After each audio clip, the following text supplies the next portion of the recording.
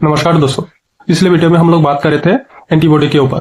और ये एंटीबॉडी क्या करते हैं? ये एंटीबॉडी हमारी बॉडीज को प्रोटेक्ट करते हैं किसी भी डिजीज के अगेंस्ट में, किसी भी माइक्रो ऑर्गेनिज्म के अगेंस्ट में। और ये एंटीबॉडी कैसे बनते हैं? जब कोई माइक्रो ऑर्गेनिज्म हमारे बॉडीज में एंटर करते हैं, नहीं तो किसी भी बीमारी हमारी बॉडीज में होती है, उससे हमारी बॉडीज को डिफेंस करने के लिए हमारी बॉडीज एंटीबॉडीज बनाते हैं। और ये एंटीबॉडीज कैसे बनते हैं? ये जब कोई बीमारी होती है या माइक्रो ऑर्गेनिज्म हमारी बॉडीज एंटर करते हैं नेचुरली, जब होता है, नहीं तो वैक्सीनेशन के थ्रू बनते हैं। तो आज के वीडियो में हम लोग इस वैक्सीन के बारे में ही बात करेंगे। वैक्सीन क्या होता है, वैक्सीनेशन क्या होता है, इम्यूनाइजेशन क्या होता है, ये कितने टाइप के होते हैं, इसके बारे में, इसका एडवांटेज डिसएडवांटेज क्या होता है, इन सब के बारे में हम लोग इस वीडियो में बात करेंगे। तो चलिए शुरू करते हैं। Vaccination, it is the greatest achievement of modern medicine. It has significantly reduced morbidity and mortality caused by the infectious disease such as smallpox, poliomyelitis, diphtheria, measles, tetanus, hepatitis B, etc. मतलब vaccines modern medicine का greatest achievement है, जिसकी वजह से हम लोग बहुत सारे इन्फेक्शियस डिजीजेस को कंट्रोल करने में सफल हुए, जैसे कि small pox, poliomyelitis, diphtheria, measles, tetanus, hepatitis B, etc. Vaccines stimulate the immune system to produce the protective immunity without causing the actual disease. तो वैक्सीन्स क्या करते हैं? वैक्सीन्स हमारे इम्यून सिस्टम को स्टिमुलेट करके एंटीबॉडी प्रोड्यूस करते हैं without causing the actual disease. अभी बात करते हैं डेफिनेशन के ऊपर। Vaccine is a biological preparation containing antigenic material that stimulate the immune system to produce specific immunity against a particular infectious disease. मतलब वैक्सीन एक बायोलॉजिकल प्रिपरेशन होता है जिसमें एंटीजेनिक मटेरियल होता है और जो हमारे बॉडीज के इम्यून सिस्टम को स्टिमुलेट करते हैं टू प्रोड्यूस एंटीबॉडी। किसके लिए? उस इन्फेक्शियस डिजीज के अगेंस्ट में एंटीबॉडी प्रोड्यूस करने के लिए हमारे बॉडीज को स्टिमुलेट करते हैं। तो यही वैक्सीन होता है। तो वैक्सीनेशन क्या होता है? What is vaccination? Vaccination is a process of administering a vaccines to induce immunity against a disease. Vaccination क्या होता है? Vaccination एक प्रोसेस होता है जिससे हमारी बॉडीज को किसी भी डिजीज के अगेंस्ट में एंटीबॉडी प्रोड्यूस करते हैं। उसी प्रोसेस को वैक्सीनेशन कहा जाता है। What is immunization? Immunization is a process by which a individual become protected against a disease through the vaccinations or administration of antibodies. Immunisation क्या होता है? इम्यूनाइजेशन एक प्रोसेस होता है जिससे हमारी बॉडी किसी भी डिजीज के अगेंस्ट में डिफेंसिव एंटीबॉडी प्रोड्यूस करते हैं। और यह कैसे होता है? यह वैक्सीनेशन के थ्रू भी हो सकता है, नहीं तो डायरेक्टली प्री फॉर्म्ड एंटीबॉडीज हमारे बॉडीज में एंटर करके भी इम्यूनाइजेशन प्रोवाइड किया जा सकता है। हाउ वैक्सीन्स वर्क, और ये वैक्सीन्स कैसे काम करते हैं? Vaccines works by exposing the immune system to an antigen without causing the severe disease. मतलब क्या करते हैं वैक्सीन्स? क्या करते हैं वैक्सीन्स? हमारी बॉडीज के इम्यून सिस्टम को एंटीजन के एक्सपोज में रखते हैं, जिसकी वजह से हमारी बॉडी उस एंटीजन के अगेंस्ट में एंटीबॉडी प्रोड्यूस करती है और ये एंटीजन हमारी बॉडीज में कोई सीवियर डिजीज भी क्रिएट नहीं कर पाता है, क्योंकि ये कंट्रोल सिस्टम में किया जाता है। Immune system response bye recognising the antigen, activating the B lymphocyte, producing antibody, generating memory B cells and producing long-term immunity. जब कोई वैक्सीन हमारे बॉडीज में एडमिनिस्टर किया जाता है, उसके बाद हमारी बॉडीज के इम्यून सिस्टम उस एंटीजन को रिकॉग्नाइज करने के बाद उसको डिस्ट्रॉय करने के लिए बी लिम्फोसाइट सेल को एक्टिवेट करते हैं। बी लिम्फोसाइट सेल एक्टिवेट होने के बाद बी लिम्फोसाइट सेल एंटीबॉडीज बनाते हैं। एंटीबॉडीज बनाने के बाद वो एंटीबॉडीज जाके इस एंटीजन को डिस्ट्रॉय करते हैं। उसके बाद ये मेमोरी सेल बनाते हैं, जिसमें ये इस एंटीजन के पूरे डाटा को उसमें सेव करके रख सकते हैं, ताकि ये फ्यूचर में जब सेम एंटीजन हमारे बॉडीज में एंटर हो तो उसको डिस्ट्रॉय करने में आसानी हो। और because of this memory B cell ये हमारी body long term immunity provide करती है। ऐसे ही वैक्सीन काम करते हैं और इस प्रोसेस को हम लोग एक फ्लो चार्ट के थ्रू समझते हैं। तो सिंपली हमारे वैक्सीन हमारी बॉडी में एडमिनिस्टर किया जाता है। एडमिनिस्टर करने के बाद एंटीजन हमारी बॉडी में एंटर करते हैं, मतलब वैक्सीन के थ्रू हम लोग एंटर करवाते हैं। उसके बाद ये एंटीजन प्रेजेंटिंग सेल में काम करते हैं हमारे बॉडीज में, जिसकी वजह से हमारी बॉडीज इस एंटीजन प्रेजेंटिंग सेल को रिकॉग्नाइज करके हेल्पर टी सेल को एक्टिवेट करते हैं। हेल्पर टी सेल एक्टिवेट होने के बाद ये बी लिम्फोसाइट सेल को एक्टिवेट करते हैं। बी लिम्फोसाइट सेल एक्टिवेट करने के बाद ये 2 टाइप ऑफ सेल बनाते हैं, एक प्लाज्मा सेल और एक मेमोरी बी सेल।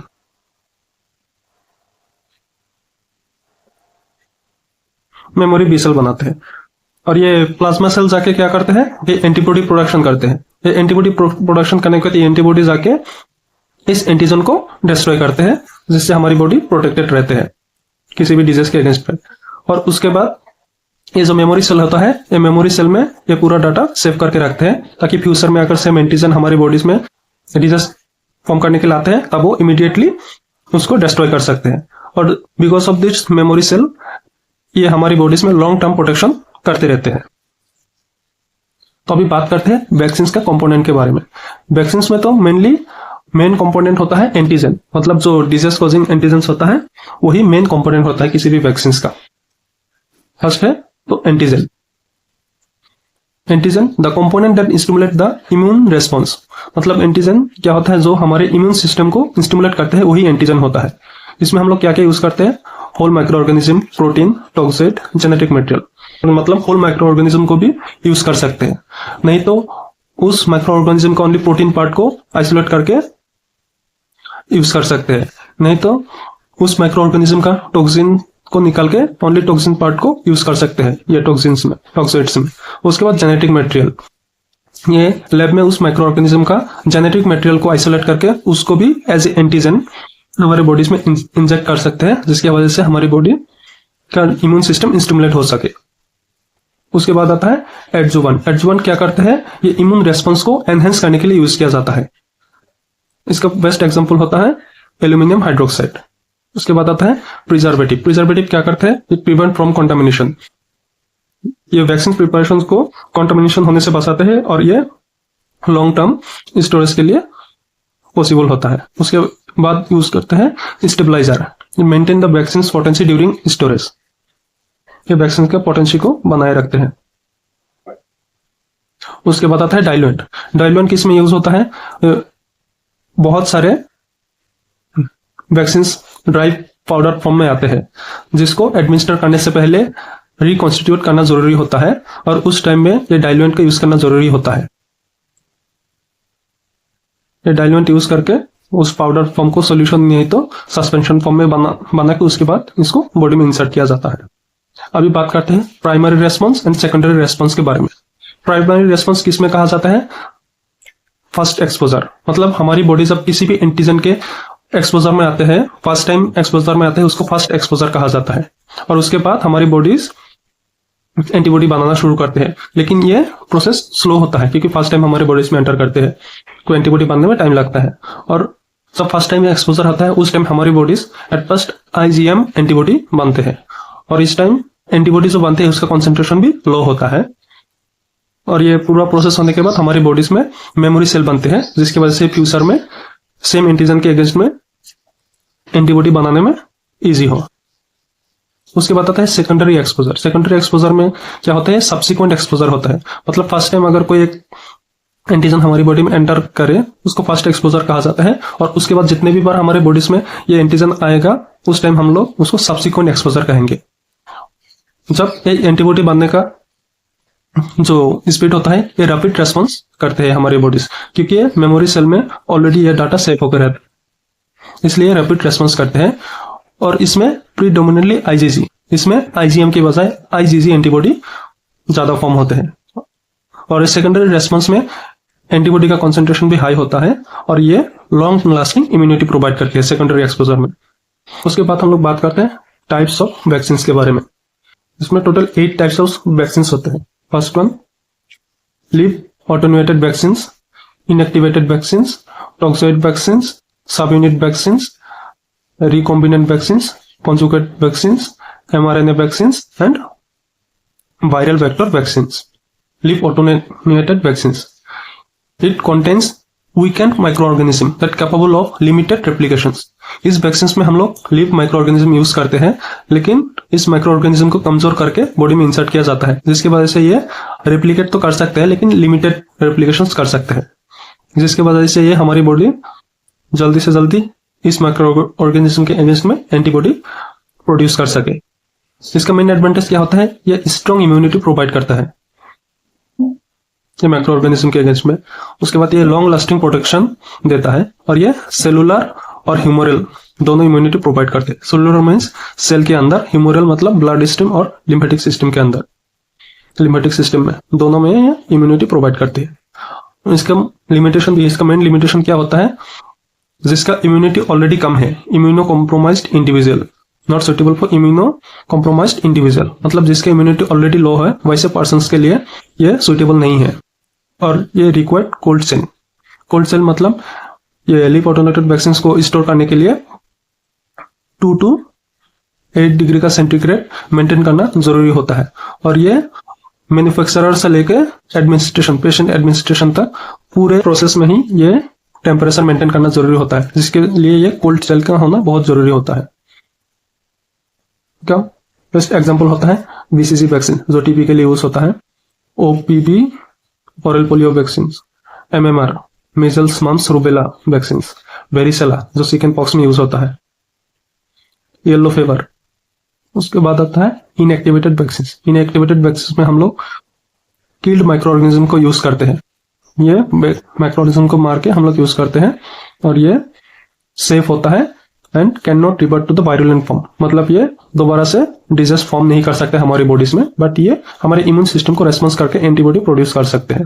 और इसका डिसएडवांटेज क्या होता है, booster dose required and mainly humoral immunity, इसमें बूस्टर डोज की जरूरत पड़ती है और ये only mainly humoral immunity provide करती है। इसका बेस्ट एग्जांपल होता है inactivated polio vaccine, IPV, rabies vaccine, hepatitis A vaccine. Toxoid vaccine, toxoid vaccine मतलब ये टॉक्सोइड वैक्सीन किसी भी माइक्रो ऑर्गेनिजम्स का टॉक्सिन्स पार्ट निकाल के उसके थ्रू ये वैक्सीन को बनाया जाता है। It prepared from inactivated bacterial toxins, bacterial toxins को इनएक्टिवेट करके उससे ये वैक्सीन बनाया जाता है। इसका मेन एग्जांपल होता है tetanus toxoid and diphtheria toxoid. उसके बाद आता है subunit vaccine. Subunit vaccine में it contains purified antigenic components, ये माइक्रो ऑर्गेनिज्म को प्यूरिफाई करके उसका सिर्फ एंटीजेनिक पार्ट को ही इस वैक्सीन में यूज किया जाता है, जैसे hepatitis B vaccine, HPV vaccine. HPV vaccine मतलब ह्यूमन पेपिलोमा वायरस वैक्सीन, ये सर्वाइकल कैंसर के लिए यूज किया जाता है।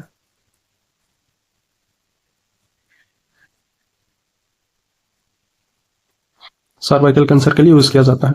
उसके बाद आता है recombinant vaccine, produced using recombinant DNA technology, जिसमें hepatitis B vaccine and HPV vaccine, human papilloma virus vaccine.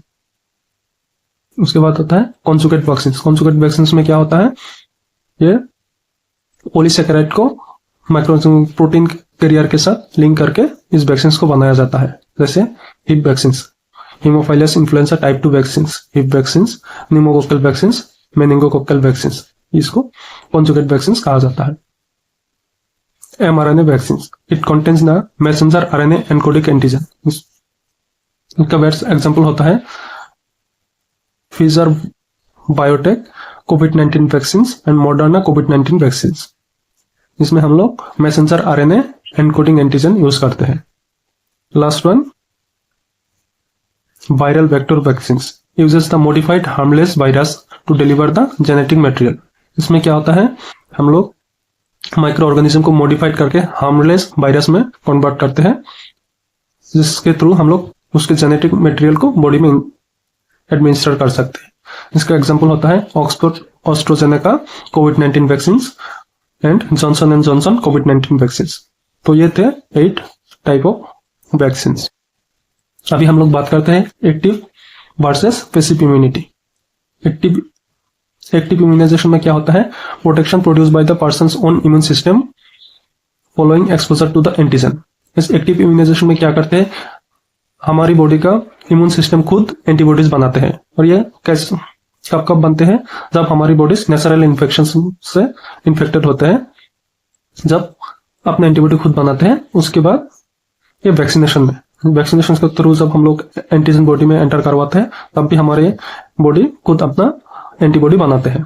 इसके एडवांटेज क्या क्या होता है, ये लॉन्ग लास्टिंग प्रोटेक्शन करते हैं हमारे बॉडीज को, और इसमें मेमोरी सेल फॉर्म होते हैं जिसकी वजह से ये बाद में भी अगर ये आएगा तो हमारी बॉडी से प्रोटेक्ट कर सकते हैं। लेकिन इसका एक डिसएडवांटेज क्या होता है, ये स्लो प्रोसेस होता है, ये इमीडिएट एक्शंस नहीं करता है। उसके बाद बात करते हैं पैसिव इम्यूनाइजेशन। पैसिव इम्यूनाइजेशन में क्या होता है, protection produce bye administration of pre form antibodies. इसमें हम लोग क्या करते हैं, बॉडी को प्रोटेक्शन देने के लिए बाहर से प्री फॉर्म्ड मतलब बना बनाया एंटीबॉडीज को बॉडी में डायरेक्टली इंजेक्ट किया जाता है, जिसकी वजह से ये इमीडिएट प्रोटेक्शन देते हैं बॉडीज को किसी भी एंटीजेंस के अगेंस्ट में। इसका एग्जाम्पल क्या होता है, मैटरनल आईजीजी। मैटरनल आईजीजी क्या होता है, ये जब वुमेन प्रेग्नेंट होते हैं उस टाइम पे ये प्लेसेंटा के थ्रू ये आईजीजी एंटीबॉडी मदर से फीटस तक जाते हैं और जाके उसमें पैसिव इम्यूनिटी प्रोवाइड करते हैं। इसके बाद breast milk IgG, baby birth के बाद मदर के मिल्क के थ्रू ये आईजीजी एंटीबॉडी बेबी तक ट्रांसफर होते हैं और उसमें पैसिव इम्यूनिटी प्रोवाइड करते हैं। उसके बाद होता है ये रेबीज इम्यूनोग्लोबुलिन। रेबीज इम्यूनोग्लोबुलिन क्या होता है, जब कुत्ते बिल्ली काट लेते हैं उस टाइम पे ये रेबीज का इम्यूनोग्लोबुलिन दिया जाता है ताकि वो इमीडिएट हमारी बॉडीज को प्रोटेक्शन दे सके। उसके बाद होता है टिटेनस इम्यूनोग्लोबुलिन। यह भी टिटेनस का एंटीबॉडी हमारी बॉडीज में इंसर्ट किया जाता है टिटेनस से बचाने के लिए। लेकिन ये टिटेनस टॉक्सोइड और टिटेनस इम्यूनोग्लोबुलिन टू डिफरेंस होते हैं। ये टिटेनस इम्यूनोग्लोबुलिन ये एंटीबॉडी होता है, ये इमीडिएटली बॉडी में जाके प्रोटेक्शन देता है। लेकिन टिटेनस टॉक्सोइड तो वैक्सीन होता है, वो एंटर करने के बाद हमारी बॉडी उसके अगेंस्ट में खुद एंटीबॉडी बना लेते हैं। उस प्रोसेस में टाइम लगता है, लेकिन ये टिटेनस इम्यूनोग्लोबुलिन देने के बाद इमीडिएट हमारी बॉडीज को प्रोटेक्शन देते हैं। इसका एडवांटेज क्या होता है, ये इमीडिएट एक्शंस देते हैं हमारे बॉडीज को, और इसका डिसएडवांटेज ये टेम्पोररी प्रोटेक्शन देते हैं, लॉन्ग टर्म प्रोटेक्शन नहीं दे सकते। Hard immunity, indirect protection of susceptible individuals when a sufficient high proportion of the population is immune। इसमें क्या करते हैं, जब एक बहुत बड़ा एरिया में कोई बीमारी फैल जाता है उस टाइम पे हम लोग क्या करते हैं, टाइम में हम लोग पूरे कम्युनिटी के लोगों को इम्यूनिटी प्रोवाइड करते हैं, जिसकी वजह से ये जो डिजीज रहता है ये दूसरे तक प्रोपागेट होने से बचते हैं, और ऐसे इम्यूनिटी को हार्ड इम्यूनिटी कहा जाता है। इसका मेन इंपॉर्टेंस क्या होता है, is reduces the disease transmission, is protect the vulnerable populations and helps to control the outbreaks. उसके बाद आता है बूस्टर डोज। बूस्टर डोज क्या होता है, an additional dose administered after the primary vaccination series to maintain और restore the protective immunity. इसमें क्या होता है, जब कोई वैक्सीन दिया जाता है, मतलब 1, 2, 3 डोज रहता है, देने के बाद क्या होता है, थोड़े दिन बाद उसको बूस्टर डोज देना जरूरी होता है, क्योंकि उस वैक्सीन को मेंटेन करने के लिए, नहीं तो जो उसमें प्रोटेक्टिव इम्यूनिटी रहते हैं उसको रिस्टोर करके रखने के लिए बूस्टर डोज देना जरूरी होता है। इसका मेन पर्पस क्या होता है, to increase the antibody titer, antibody के कॉन्सेंट्रेशन को इंक्रीज करने के लिए इस बूस्टर डोज को दिया जाता है। तो रीएक्टिवेट मेमोरी सेल्स, जो मेमोरी बेस सेल फॉर्म होता है उसको रीएक्टिवेट करने के लिए बूस्टर डोज को दिया जाता है, और extend the duration of protection, और ये प्रोटेक्शन को भी एक्सटेंड करते हैं, ड्यूरेशन ऑफ प्रोटेक्शन को भी एक्सटेंड करते हैं। इसके बाद आता है कोल्ड चेन। कोल्ड चेन क्या होता है, a temperature control system use to maintain the vaccine potency from a manufacturer to the administration. इसमें क्या होता है, कोल्ड चेन मतलब ये टेम्परेचर कंट्रोल सिस्टम होता है जिसमें वैक्सीन के पोटेंसी को मेंटेन किया जाता है, और ये वैक्सीन के मैन्युफैक्चरर से लेकर एडमिनिस्ट्रेशन तक, मतलब जहां पे वैक्सीन बनाया जाता है उधर से लेकर किसी भी पर्सन तक एडमिनिस्ट्रेट करने तक ये कोल्ड चेन मेंटेन करना जरूरी होता है। और स्टोरेज करने का कंडीशन क्या होता है, मोस्ट वैक्सीन के लिए ये टेम्परेचर रहता है 2 to 8 डिग्री सेंटीग्रेड। इसका मेन इंपॉर्टेंस क्या होता है, maintains efficacy, prevent vaccine failure and reduces the wastage. ये 3 मेन इंपॉर्टेंस होता है इस कोल्ड चेन का। Adverse event following immunisation. इसमें कॉमन एडवर्स इवेंट क्या क्या होता है, इंजेक्शन साइट पेन होता है, फीवर होता है, रेडनेस आता है, स्वेलिंग भी होते हैं, और माइल्ड फेटिक भी होते हैं। और रेयर केसेस में क्या होता है, सीवियर एलर्जिक रिएक्शंस होते हैं, फेब्राइल सीजर्स आते हैं, और vaccine specific rare adverse effect भी हो सकते हैं, और ये रेयर केसेस में होते हैं। तो बात करते हैं कॉन्ट्राइंडिकेशंस की। कॉन्ट्राइंडिकेशंस में क्या होता है, ये जो लीव ऑटोनेटेड वैक्सीन होते हैं इसमें प्रेगनेंसी में अवॉइड करना बहुत जरूरी होता है। और ये किसके लिए, सीवियर इम्यूनोडिफिशियंसी पेशेंट के लिए भी अवॉइड करना जरूरी होता है। जिसका इम्यूनिटी ऑलरेडी लो है ऐसे पर्सन के लिए लीव वैक्सीन अवॉइड करना बेटर है। उसके बाद जो पर्सन जो history of severe allergic reactions to the vaccine component, मतलब किसी पर्सन का अगर किसी वैक्सीन के टुवर्ड्स एलर्जिक रिएक्शन है वैसे पर्सन को भी उस वैक्सीन को अवॉइड करना बेटर ऑप्शन होता है। Clinical significance, this vaccination has contributed to eradication of smallpox, near eradication of polio in many regions, reduction in measles mortality, prevention of cervical cancer through the HPV vaccination, and control of hepatitis B vaccination। मतलब vaccination के through हम लोग आज तक क्या क्या करें। Vaccination के थ्रू अभी स्मॉल पॉक्स पूरी तरीके से खत्म हो गया है और अभी ये स्मॉल पॉक्स का वैक्सीनेशन का भी जरूरी नहीं है क्योंकि ये पूरी तरीके से खत्म हो चुका है। उसके बाद near eradication of polio in many regions, polio भी बहुत सारे रीजन से खत्म हो चुका है और कुछ कुछ एरिया में अभी भी है, इसके लिए इस पोलियो के वैक्सीन को अभी भी दिया जाता है। उसके बाद आता है reduction in measles mortality, measles के मोर्टेलिटी को भी कम किया गया है और सर्वाइकल कैंसर को भी प्रिवेंट किया जा रहा है HPV वैक्सीन के थ्रू। उसके बाद control of hepatitis B infection, hepatitis B के इन्फेक्शन को भी कंट्रोल किया जा रहा है इस वैक्सीनेशन के थ्रू ही। तो ये थे वैक्सीनेशन के बारे में। अभी इसके मेन हमारे इसके बारे में बात करते हैं। वैक्सीन क्या करते हैं, वैक्सीन हमारे एक्टिव इम्यूनिटी को इंड्यूस करते हैं और प्लाज्मा सेल्स क्या करते हैं, प्लाज्मा सेल्स हमारे बॉडीज में एंटीबॉडीज बनाते हैं। मेमोरी बी सेल्स क्या करते हैं, मेमोरी बी सेल्स हमारे बॉडीज में लॉन्ग टर्म प्रोटेक्शन देती है। और बूस्टर डोसेस क्या करते हैं, बूस्टर डोज हमारे इम्यून मेमोरी मतलब बीटा सेल को, मेमोरी बी सेल को स्ट्रेंथन करते हैं, स्ट्रॉन्ग बनाते हैं। और इसका वैक्सीन का टाइप्स क्या क्या है, लीव ऑटोमेटेड वैक्सीन होता है, इनएक्टिवेटेड वैक्सीन होता है, टॉक्सोइड वैक्सीन होता है, सब यूनिट वैक्सीन होता है, कॉन्जुगेट वैक्सीन होता है, रिकॉम्बिनेंट DNA वैक्सीन होता है, mRNA वैक्सीन होता है, messenger RNA, viral vector vaccine होता है।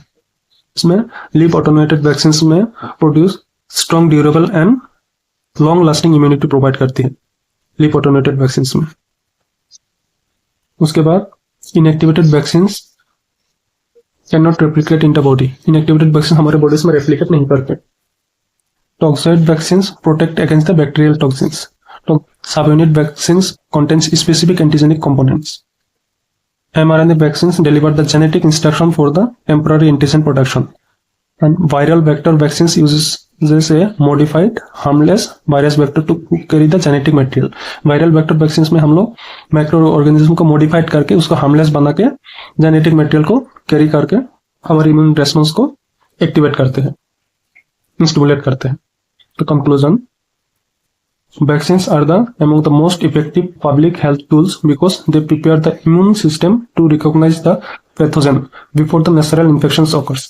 तो वैक्सीन्स की इंपॉर्टेंट होता है, वैक्सीन्स हमारे बॉडीज में कोई डिजीज होने से पहले ही उसका एंटीजन का हमारे बॉडीज में एडमिनिस्टर करके उसके अगेंस्ट में हम लोग एंटीबॉडी फॉर्म कर लेते हैं, ताकि फ्यूचर में अगर हमारे बॉडीज में वो बीमारी आए, वो बीमारी होने से पहले ही उस एंटीजन को हमारी बॉडी डिस्ट्रॉय कर सके। तो इसलिए वैक्सीन्स बहुत इंपॉर्टेंट होता है हमारे बॉडीज के लिए।